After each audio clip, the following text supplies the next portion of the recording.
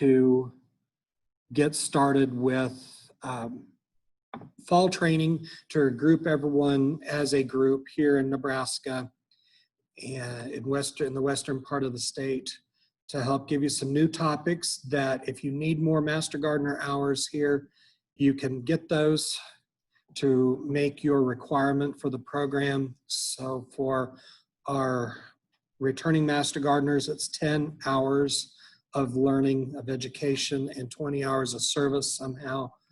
And I know that that has been very difficult for some of you because we just didn't have classes. So hopefully these 4 sessions, each of them count 3 hours, regardless if they run 3 hours or long or not. They are 3 hours in length for us to count towards the program to get your certification. So this is one of the topics that I thought would be fun for us to learn about here this fall, because it's very germane to what we're wanting to work with right now, because we have lots of questions related to seed saving, and we're kind of going back in trends in horticulture to going back and looking at heirloom plants, especially our old-fashioned favorites, and learning that skill again. And so as people ask you as a Master Gardener, this is an opportunity for you to learn and just take some information home with you. So what you see on the screen is what I'm going to teach. There are 2 supplemental publications that I sent to you on email. One is from Colorado State Extension, and the other one is from Oregon State Extension. So those are good supplements, and you can look for more detail on those beyond what I have on here. So I tried to boil things down to the base, and then I'm going to do some show and tell along with this program to show you what we're doing. So we'll first go through the slide set, and then we'll do show and tell. That's a little easier for me instead of stopping and sharing my screen and unsharing it. So we will get started. So we have a bunch of learning objectives that we want you to learn or have an idea before we end tonight, is why people save garden seeds, and identify which plant seeds are collected easily. Some are easier to collect and harvest and store than others, and we'll talk about that. Identify which seeds produce true progeny. So some of our seeds can be sterile. Some of them are going to revert back to a parent and not the true plant that you are intending. So we want to talk about that a little bit. We're also going to talk about how we're going to collect those and how we're going to dry them, how to store. I'm going to show you some examples of ways to store that are very simple and very cheap to do, how to conduct a simple germination test, and then how long those seeds are stored. Okay.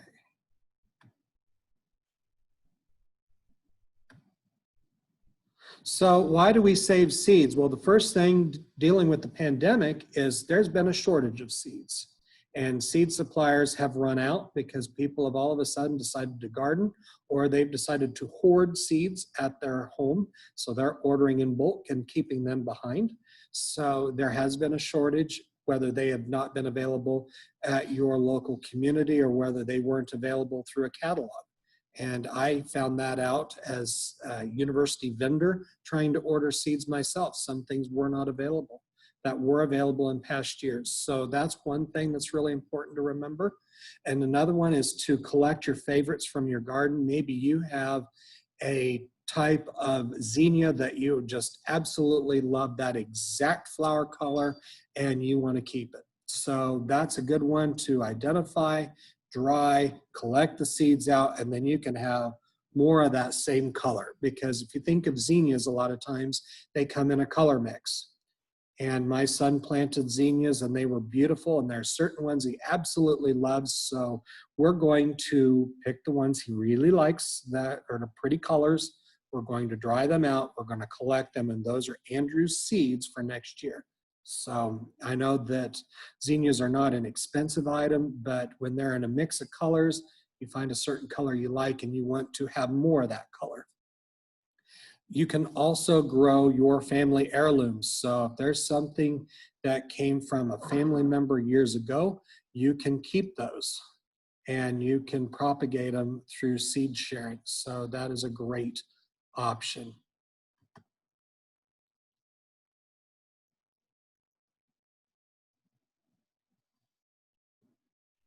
Will you send out last year's certificates and badges? Yes. We have a question on there, and there will be, we need to get those mailed out. So those will have to be mailed out from the extension office. So I apologize for those who need their certificates. I will get those to you. So sign them and get them in the mail. So we will do that. And we will also have some type of generic test to satisfy the program. It's a multiple choice, true, false, matching type test that we do. So that will be good. The cool thing about the heirlooms are when we had settlers that came across, the homesteaders that came across Nebraska and homesteaded in different parts of the state, many of them brought seeds with them from wherever they came from, whether it came from another part of the country or from overseas. Many came from Europe, different parts of Europe that immigrated here to Nebraska and homesteaded. And one way that they did that was they collected their seeds and they would sew them into their pockets of their coats and in quilts and blankets. And that kept them in compartments where they could identify them and they could start them in their new place where they homesteaded. And one thing that was given to new couples when they were married were seeds to get started for their first garden. That's why we have a tomato called the Nebraska Wedding. Was that variety of tomato, the seed was handed down from generations to newly married couples to start their garden. And so that seed was saved, and now we have that as a popular heirloom variety that we can raise. And that is a tomato that you can collect the seeds out of, and you will get more Nebraska Wedding plants that will produce Nebraska Wedding tomatoes. So that's the cool thing about the heirloom part. So whether it's something from grandma's yard or great grandma's yard or your parents, you can save seeds off of these flowers or favorite vegetables. Also, we have the ability to have those seeds in our possession early, so we don't have to worry about being in charge of trying to order seeds when there's a shortage, or we have to wait till a supplier shows up at one of our local venues that we purchase, whether that's a grocery store, a hardware store, the local nursery, or the farm supply store, or even our box stores such as Menards, Walmart, Lowe's, Home Depot. So you already have your seeds, you already have your favorites, and you're ready to go for the next year. And the next one is self-sufficiency. And self-sufficiency comes back to the idea that we have the ability to kind of control our own destiny a little bit with growing our own produce and being able to perpetuate it from year after year, or the flowers to enjoy year after year. And gardening took off during the pandemic, where people wanted to raise their own fruits and vegetables so they knew that they had a food source. And there was a definite concern across the country whether people would have something to eat at home, and they started gardening. So we have a bunch of new gardeners now in the United States that are excited to garden and hopefully had a good first experience, as well as people that returned to gardening that maybe hadn't gardened in the past for a while, and they returned to gardening, plus our good old standbys that garden year in and year out.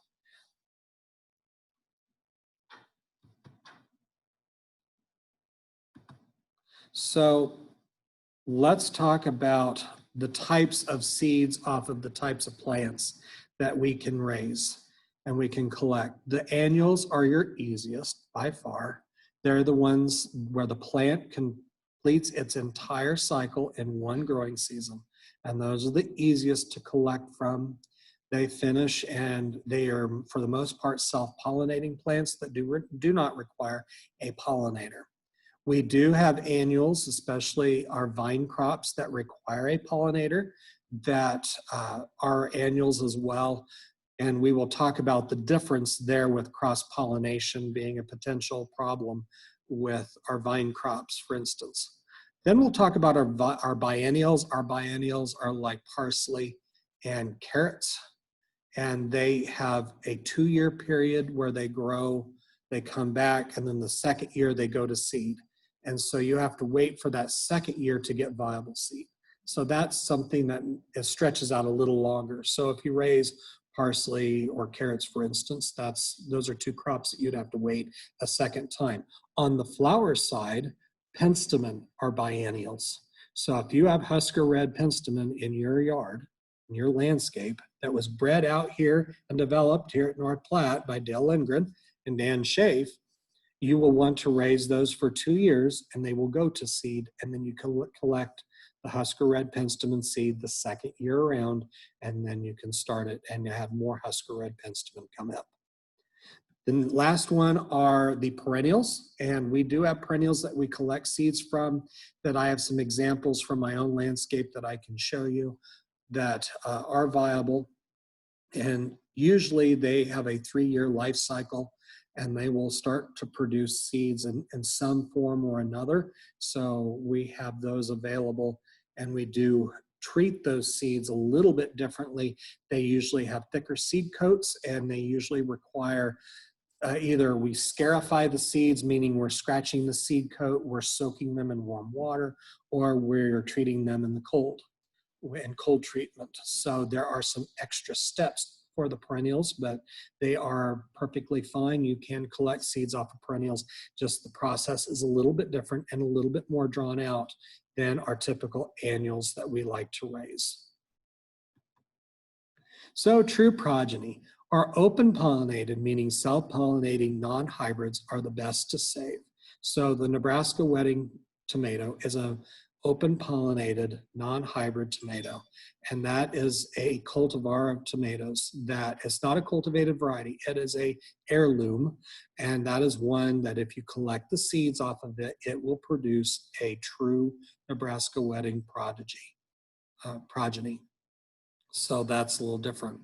And so as we have celebrity tomatoes, which were a hybrid, sometimes those seeds can either be sterile or they will go back to part of the parentage of the celebrity, and you don't necessarily get the celebrity tomato. You get a parent or you get a seed that just doesn't germinate. Then, or we have a plant that doesn't produce fruit. So that's one thing to think about. So we have to look back at our plants. And I think that's also another reason why the heirlooms have become popular again, is because they're easier to collect seeds off of, especially on the vegetable side. But you will look back on some of our vegetables and you will see more of those coming in. And I have some examples I'll show you tonight of a heirloom, a green bean that I could collect off of, and I'll show you what I did. The next one are the vine crops, and the vine crops tend to cross-pollinate, meaning they need a pollinating agent such as bees, wasps, butterflies, the wind, all carry the pollen from the male flower to the female flower and then pollinate that. And that's sometimes why we have weird crosses in our garden between our melons and our cucumbers and our squash. And so if we're going to collect seeds off of our vine crops, we want to make sure that that is a crop that we try to segregate out. And so there's different ways to manipulate that process where we can self-pollinate the crop manually, or we can just grow just one variety of cucumber, for instance, and no other vine crop in the garden. So every once in a while we get questions from the extension office where someone saved the seed and they planted it and it grew up in the vine and it produced this really weird looking produce that doesn't look like any one thing in specific. So manual pollination literally means that we're taking a Q-tip and we're going down there just like the bee or the butterfly or the wasp, and we're collecting the pollen, and we're literally taking that pollen on that Q-tip, or someone said the little applicators for makeup. and you literally just touch the female parts of the flower and you clip that shut. You clip the blossom shut so they do not have a chance to cross with another source of pollen. So that is how you do manual pollination. And that is something that is very possible. And that's what plant breeders do. And Dale Lindgren, when he is out here working on plants, he will manually pollinate different plants to do his crosses. So he intends which ones are crossed with each other, and he will cover or clip the female blossom, for instance. So we have a true cross that is intended and not something that we had an oops over or Mother Nature gave us a weird cross. So our steps to collection, the first one is the dry method. That is the simple one. That is leaving everything out to dry on its own. And so I have a very simple example here. If you can see this, these are black-eyed Susans. These are out of my front yard. And so what I do is I take my branches and I use twist ties, or you can use the bread wrappers off of your bread bags, and you can twist and tie them onto a hanger and let them hang upside down and let them dry. And so you let them dry completely. This one's not finished, but this one is. And so this is one way to dry naturally, and then you can start to collect. And it works for most of our vegetables, our herbs, and our flowers. The wet method, on the other hand, is the fleshy one where we're digging out of a tomato or a cucumber. And we'll do that in show and tell in just a minute. But what we're doing is we're literally opening up the fruit, and we're digging in the ovary, that cavity where the seeds are at. We're going to scoop the seeds. We're going to put them in a cup of water, and we're going to let them sit in a sunny location for about 3 days. And that'll help the filament and all the extra stuff that is caught around the seeds to kind of sink or dissipate. You might get some scum in the water after 3 days. It may get a little moldy. That's fine. What we're going to do is we're going to take that, we're going to dump that water out. We're going to rinse it, put it through a little strainer or a sieve to collect the seeds again. And then we are going to rinse it in 20% bleach solution. So 20% means, would mean 2 teaspoons of bleach to 8 teaspoons of water. That would be a 20% solution. So once you rinse those seeds out in a colander or a sieve, a fine tea strainer is perfectly good for that as well. Once you've collected those seeds and rinsed off all the bacteria, then we're going to put them in a little jar of bleach water, and we're going to rinse it around really good, and then we're going to drain it, and we're going to rinse it again, and then we're going to lay it out on paper towels and let it dry naturally. And the idea is to get the bacteria off of those seeds and to make sure that they won't spoil or mold on us. Otherwise, a lot of times people will collect these seeds out of these fleshy plants, such as cucumbers or cantaloupe or tomatoes, and they don't get them dried, they don't get the bacteria off of it, and then they start to mold on accident. And so that is a very simple way to collect off of the wet method, off of fleshy plant material. So that's just a simple one. And so always think of 2 teaspoons of bleach to 8 teaspoons of water, lukewarm water, in a glass or a cup, and with a lid, and you swish it around really good, and then you strain it again, rinse it again with regular water, and then you drain it, and let it dry out. So how to store. So I am a cheapskate, and if anyone who's been to my office sees all my gadgets that I use. This is an olive jar, and these are really handy to store seeds. So for instance, I have several seeds in here, several different crops. So I had some extra seeds, some cucumbers, and this is a variety that is actually an heirloom. Homemade Pickles is an old one, and I didn't use all of them. So I kept the packet that it came in, and I just folded it down and I put it in the jar, and I put the lid on. So whenever you're done with your olives, this is an easy way to put those, because I've got oregano and I have cucumbers and I have tomato seed all in here.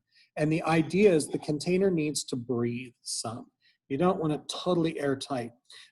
Beans and peas, which are legumes, need to have some airflow. If you make it totally airtight, they will die off. So they need to have some airflow, and these little jars work really good. So this is just a simple thing. I also use jars, the bouillon cube jars.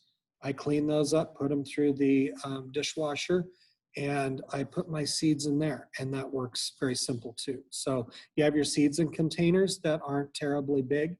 And another one that we use, and I don't have with me tonight, are specimen cups. You can order a box of specimen cups from Amazon already in the wrapper, and you can keep your seeds in specimen cups and keep them separated out. So that's another way that's cheap, and then you would have your supply of cups, and you can write and label those, because that really helps out. Another trick, and this came from Oregon State University, was to take a little bit of dried milk powder and put it in tissue paper and wad it up and put it in your container. That helps pull any moisture. So it's kind of like the little silicone bags that you see in clothing sometimes, or items that have the little silicone beads, the little covering. Dried milk, a little bit of dried milk powder in your tissue paper will also draw extra moisture out. So that is a real quick tip that's cheap, and that's in your Oregon State handout that I sent you. The next thing, we want to label the containers. So you can label them. Some things are labeled, like the specimen cups, you can write on with a Sharpie that the label's already on the side. Or in my case, with my olive jar, I would put a piece of masking tape and I would put down that I have oregano, which variety is, how many days it needs to go to germination. And my next one would be my tomato seed, which is called patio choice, and how many days to maturity, and same for my cucumbers. So I have the ability to have 3 labels on this jar. So very simple, very inexpensive, and it helps you from guessing. So you don't want to guess and plant something you don't intend on accident.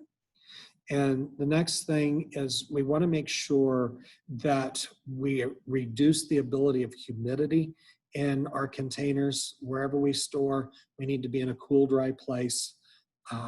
With low humidity. Western Nebraska is perfect because it is low humidity and things tend to dry out. So we don't have that problem as bad. You can store these jars, these containers, in the refrigerator, and they will stay perfectly fine. Oregon State also says that you can freeze seed, and we do freeze seed. You would just have to pull them out and let everything thaw out and warm up before you plant. But just simply keeping your jars or your containers in a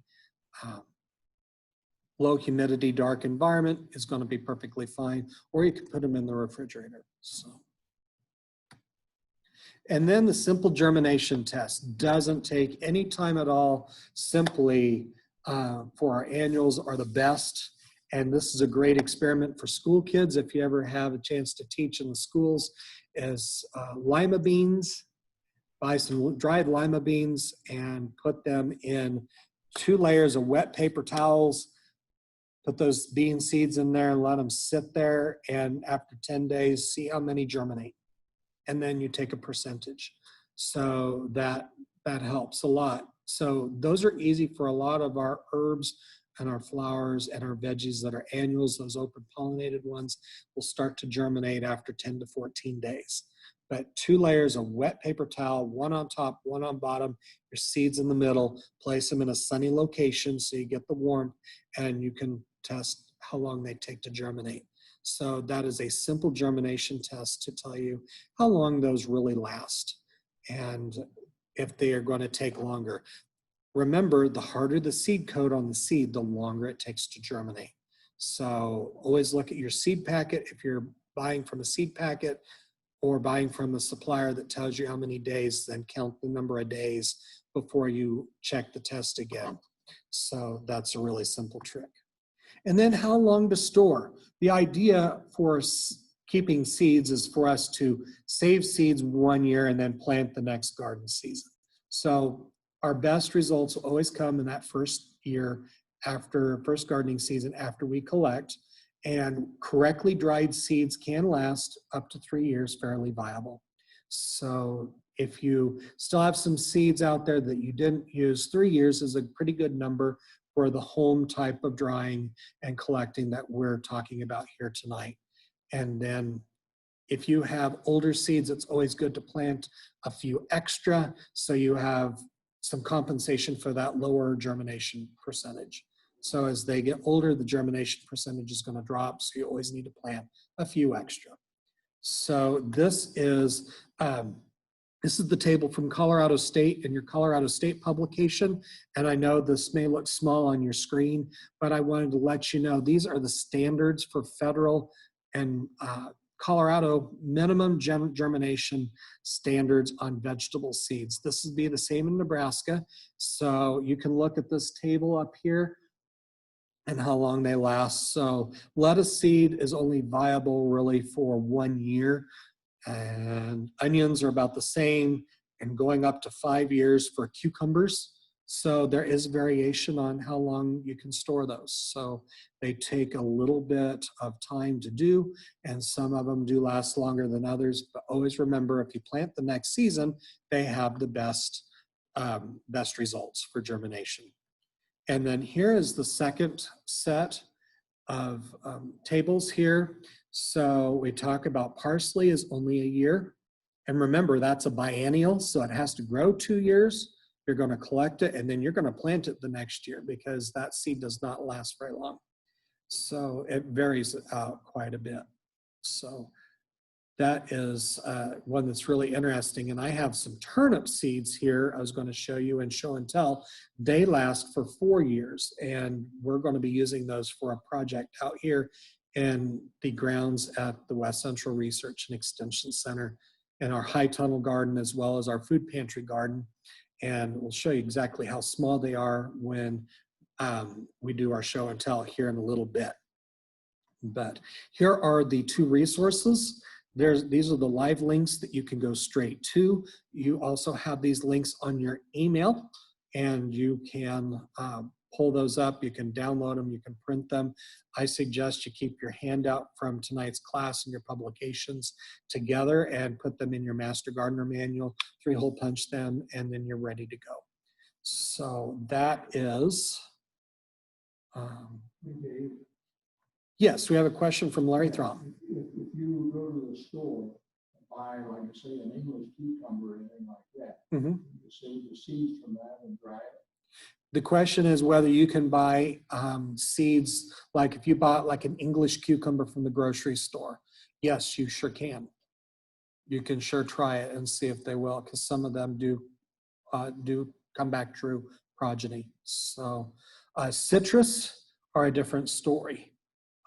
Sometimes you can grow citrus from the seed and they're sterile. They don't produce the fruit. But if you want to plant, you can do the plant. I'm going to try that this year. I got some Colorado peach seeds. I'm going to go ahead and put them in pots, water them up good, and let them freeze over the winter and see what I get next spring. Yes, we had a question about the peaches and taking the peach pits, and they need a cold treatment. They need to be tricked. They need to be put in soil and put in the refrigerator for a minimum of 3 months. And then you can pull them out, and then that basically you've tricked them into thinking they have went through winter.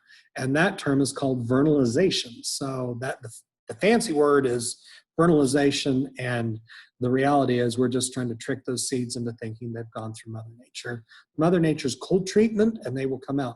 That's how we can trick bulbs such as tulips and hyacinths and daffodils in the dead of winter. So that's why you see tulip pans at Valentine's Day time, is because they have been pulled, they have been put in cold storage, they are brought out, warmed up, watered, and they're growing and then shipped for Valentine's Day. So we can manipulate with the ability to put things in the refrigerator. Sometimes, like in the case of the pit or the bulb, we have to put them in soil and make them think that they've gone through Mother Nature in the ground.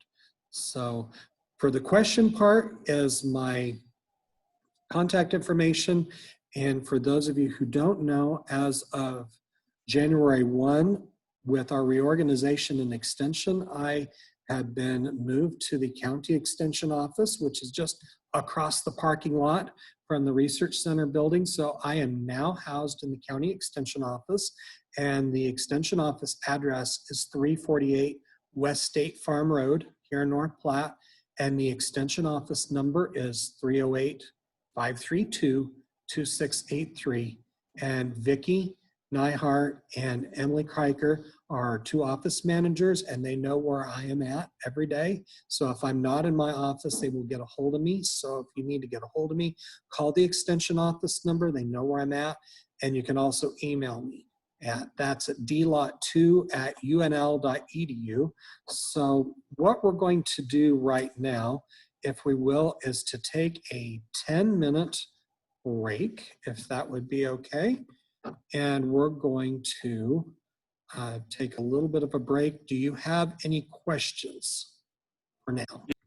Here's an example of a seed pod that is not ready to go. This is the common milkweed that people are raising in their flower beds to help support the monarchs as a food plant for the monarch butterfly.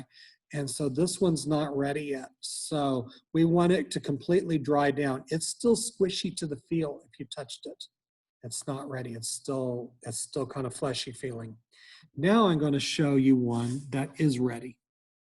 This is ready, and it's ready to fly. So you can see all the silk that's flying out. The brown parts right there are your milkweed seeds. And so you can see that this pod has dried out and it splits open. And all you have to do is just literally pull it out, and your seed is connected to the silk. And so it's best to remove the silk and then keep your individual seeds. But that's one way that you can collect it, put it in your container or your bag, and then you're ready to go. And a cool story that we talked about here on break, my mother is 83 years old and grew up on a farm east of Fairbury, Nebraska. And her story is really interesting about the milkweeds. That as a kid, she was 8 years old when World War II finished. And as a kid, she would go out and she would collect the dried milkweed pods. And there were drives for children to do that. And the silk off the milkweed was used as filler for life jackets and life preservers for the war effort. So that's her cool story about the milkweed. And the kids did do those, and they did collect those milkweed pods for that very reason, because this will remind you similar of cotton off of a cottonwood and the seed, because this helps carry in the wind. This is the carrying agent, so that silk will fall down and then it'll start up. So here's the cool story on the silk, and you just pull that silk off, clean it up, and there's your individual seed. So there's your milkweed. We have the Joe Pye weed that looks very similar to a dandelion. You also have a really cool perennial, and that's why I use my needle nose pliers. We have quite a few people that have perennial hibiscus in North Platte. As you drive around North Platte, you'll see quite a few of the hibiscus. This is off of my hibiscus. This is a short cultivar called Pink Swirl. So it's a white plant, white blossom with pink swirls inside the petals. And it's really cool. And these pods are complete. They're dried out, and just like the milkweed pod, it has popped open. And some people will literally take the pods apart and rip them apart, but you can take your needle nose pliers here and you can pull the seed right out. So that's really handy on these pods. You can pull them, and that's what's really nice about the little tweezers or your needle noses, and you can pull the seeds right out and collect them. The hibiscus do need to go through a warm water treatment for over a day to soften that seed coat, and also take an emery board and file part of the side. And that's called scarification. We're scratching that seed coat to help aid the germination. So this is perennial hibiscus. It has pink swirl, and it's a fun plant. It's a really nice landscape plant. And so I highly recommend it. And this is an easy one to grow. So we have some other pieces here I wanted to show you of different stages. Just a minute.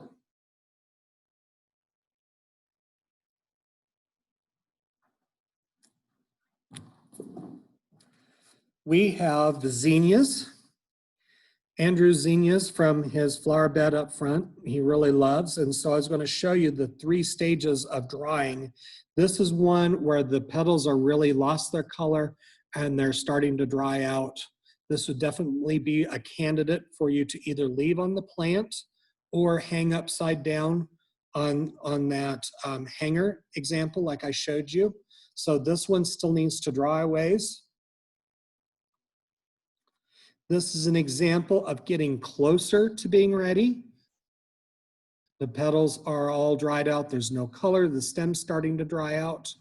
So we're getting closer. And this is an example that's ready to go. Totally dried out. These seeds are ready to harvest. And once again, we're going to take our needle nose. We're going to pull out our needle noses, and we can pull the petals, and there's your seed right there. Pull the petal out, there's your seed, ready to dry. So that's an easy one.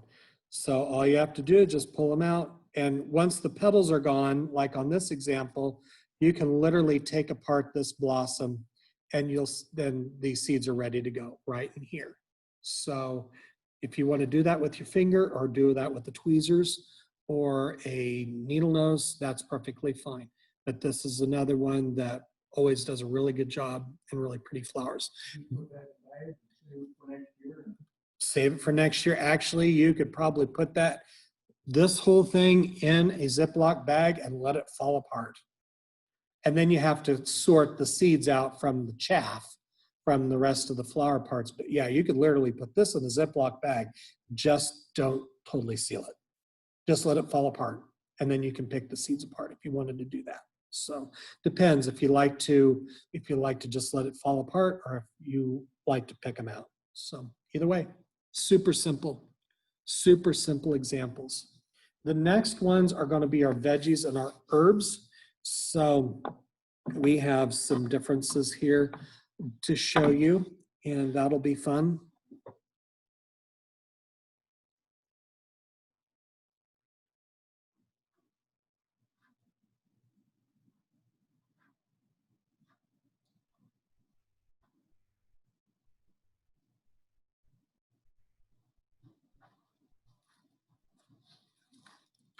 Okay, I do have one more flower example to show you, but I don't want to miss it. So I want to definitely show you before we go on to flowers, before we go on to herbs and vegetables. If you've never seen this before, this is a rose hip.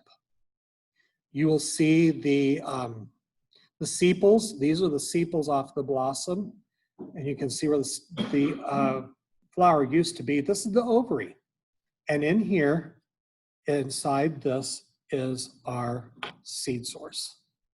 So we would pop this, we would let this dry out. It's drying, it's getting ready, but it's still kind of fleshy feeling. So I'm gonna try to pry this open to show you. And there's seeds. Can everyone see the seeds in here? So in this case, since I popped this rose open, I would take these individual seeds out and I would slow dry them. And our Colorado State example for our publication talks about putting seeds on a paper towel. You can put them on a like a cookie sheet or a cake pan, and you can bake them at 100 degrees. So super low in an oven, and you can let that go for a couple hours, and that will dry the seeds out. And that's what's going to be important when after we clean up our, if we do the tomatoes, you know how we clean them out, we set them in the water gets scummy, we sieve that through, we put them through the bleach water treatment, then rinse them again. We can put them on the paper towel on a cookie sheet and let them go at 100 degrees for a couple hours with the door open, with the oven door open, and you can let them dry. And that information is in the Colorado State publication. You might be able to use a dehydrator. A microwave is not recommended. A microwave kills the germ inside the seed. So it might be, a dehydrator might be an option to try also. But this is a pickle. This is called homemade pickles. It's an older cucumber variety that you can slip open and get the seeds out of the cavity and dry. Boston pickling is another old cucumber variety that will definitely produce the same type of open pollinated cucumber again. So that works out. And I had a really good experience with dill. We have dill in the front of the extension office in North Platte, and this is an umbel, and you will see the dill seeds still attached. A lot of these have shattered and fallen off, but you want the dill seed to dry on the umbel. You want it to bloom. You want it to go from that fleshy green stage to this brown stage, this tan stage. Clip the umbel off and haul it as one piece and let it dry on a paper towel, and literally these seeds will literally shatter, and you can just pick them off and put them in your container. So dill is super easy. Dill is an excellent plant. It's also a pollinator food plant, and for this type, especially the swallowtails, your black and your gold swallowtails love dill. So we have lots of swallowtails in our garden, partially because we provided a pollinator plant. So the next one are our peppers. And this is a chili pepper that came up volunteer in my garden. Actually came up in my iris bed. And so I let it go. And with peppers, you want to make sure you just let them totally dry. So I'm just letting this naturally dry. I will open the pod and I will let the seeds dry out naturally. So I'm going to let this dry as long as I possibly can. Then I will cut it open and remove the seeds from the membrane inside. So we let that totally dry out. So on some of our cooking, especially in the southwest part of the United States, they pick the peppers and they let them dry. You see those examples. You'll even see fake decorations with dried peppers in restaurants, but that's what they do, is they let them dry totally down, and they'll either cook with them and they'll save the seed. So that's an example. So anything with the pod needs to totally dry down. And so beans and peas and peppers and all those have to dry down. And here is my green bean plant. This is called Kitchen King. This is an old variety, and I bought this plant, this packet of seeds from Tractor Supply in North Platte, just because I wanted a variety. It looked like a good one. It produces a really nice, slender, tender pod. And so you can pull up the entire plant and you can hang it upside down and let it dry totally upside down. And as the pod totally dries out, you can open up the pod and you can get your bean seed out, or your pea seed, or in the case of the peppers, the pepper. So that's just some of my show and tell for tonight. Just some simple things that you can do without any problems. Easy to do, easy to work with, not difficult at all. We have lots of resources to help you out, and it's kind of fun to see these turn out like you hoped, and they're productive. So we're really excited that you're learning about this, because this is an important topic that people will ask as master gardeners. We will get this topic, we will get these questions, because people are starting to save seed. It used to be out of novelty or the heirloom fact that it was a relative, but now we're starting to be more self-sufficient. And that self-sufficiency is driving this partially. And also the shortage of seeds.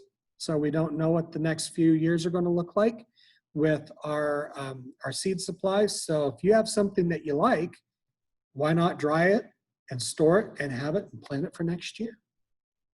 Are there any questions? In the classroom? Okay, we have one in the classroom. How long did you say to dry them in the oven with the door open? 2 hours? Couple hours.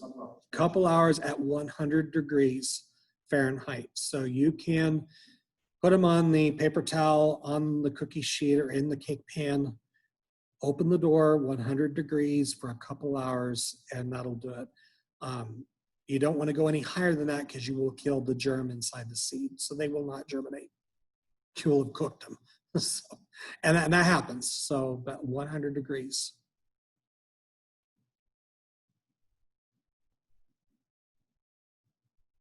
Okay, well, I have a quick poll for everybody. For those of us in class, we have a paper copy of the same thing. So I am sending this out to you. We have 3 questions. If you would kindly fill that out for me. I do not know who answered what.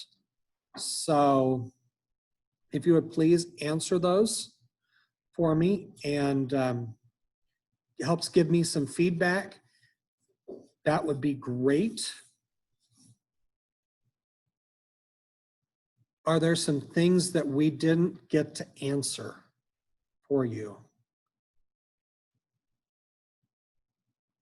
I tried to think of some simple examples, but we have plenty of questions. We have people that raise all different types of plants in our Master Gardener group, so we definitely want to get your input. And if you had questions, so, you know, we have people that love roses, for example. And so I wanted to show you what a rose hip looks like and what a busted up rose hip looks like. And so this one I'll have to go dry, so it'll dry out. But these, that's one way of propagating them, is when you get that hip. And so that's the ovary part that produced the seed. And then you can dry that seed, and then we can try to start it from brand new. So.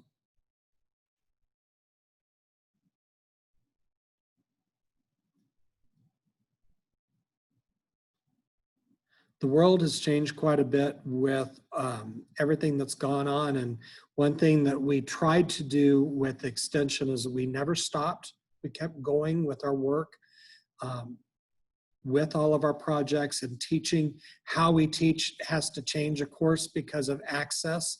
And thankfully, our Master Gardener group out here in Western Nebraska and West Central and the Panhandle were used to some of the Zoom classes prior to, and Master Gardener classes across the state of Nebraska will be totally online. For 2021, I will facilitate class here in North Platte. Once again, it'll be offered in this same format on Zoom. So if you want to participate in class, you can in person, or you can simply watch online. That would be great. So you are welcome to do either way. So we have some that are just so far away from each other here, and travel is an issue. We have some that have health concerns, and I understand that completely. So this is more than one way to reach everyone. So, okay, we've got a question from Marcia Fritz. Marcia's in Cozad. As I've been trying to start lantana from seed, I know they're a shrub, and in my research they say they harvest the dried berries. I've saved those and they're drying. Do you have any experience with lantana? Lantana is an annual, and it produces lots of seeds, like you said, Marcia, and it will need to dry. And so you could do the drying in the oven and then start them again. They probably will need to be soaked to get them to germinate. It probably wouldn't hurt to scarify them or scratch. Lantana, since they're a berry, they have that outside fleshy part. So either you leave that fleshy part on and it dries up and you flick that off, or you just leave it whole. Think about a walnut. When we get walnuts out here at the farm, they have that husk. That's the fruit part. And you have to peel the fruit part off to get to the actual seed itself, the actual nut casing. So it's similar in that sense. They probably will need a cold treatment to be in the dried out, then refrigerated, then pulled into some warm water to activate the seed. So it's going to be a little bit more set of steps than these open pollinated plants. Anything that has the ability to have a woody structure seems to take longer to germinate. What we're talking about with our cucumber or our green bean or the zinnias, those are all herbaceous plants, meaning they're going to dry up, die, and go to the ground, versus a lantana, which is more of a woody structure. Woody structures produce seed that have a harder seed coat in general and take longer to treat and to germinate and to get up and going.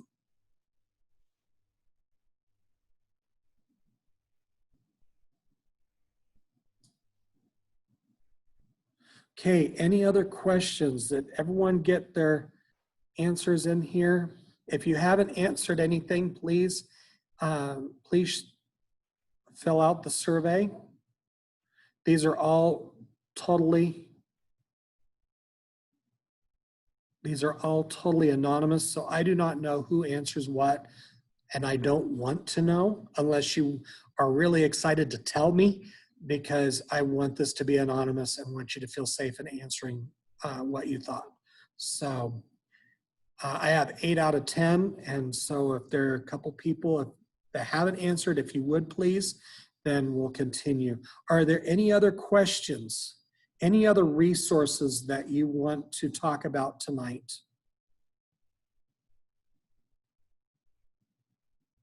This is an experiment to get everyone up and running again for Master Gardener.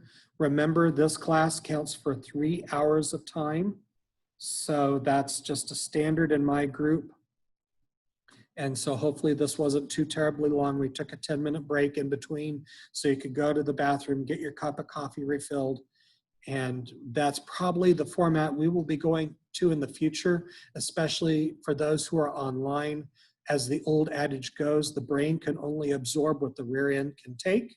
So that's the approach I'm going to take with Master Gardener training, because I don't want to belabor information. If we can't go short, sweet, to the point, get our answers, get our questions answered, have a robust discussion, because we don't want classes to linger on, because we have conferences at work and we try to get them done as quickly and efficiently as possible, because it's not a lot of fun sitting in front of the computer screen. So anyway, so I just wanted to let you know you have those options. You're always welcome to contact me. I also, on your sheet that I sent out with the classes, it also has my cell phone number. You're welcome to call my cell phone number at any time, because that's with me. So some days I work at home, some days I work in the office. We are not allowed to be fully staffed because of the pandemic. So we have to trade days, who's working in and who's working out. So my cell phone's with me at all times. That number is 785 area code 632-1888. And I will type this in the chat box. When I moved here 10 years ago, I had my Kansas cell phone number because family and friends knew that number, and so I just kept it. So if you see this number pop up, that is me. So, but if you have any questions, you're more than welcome to text. I get lots of text questions from across the state, and I'll be happy to help answer those as well. So, okay, so we're going to end the poll since everyone has has answered. And I appreciate that feedback. So, but we are going to stop the recording and we'll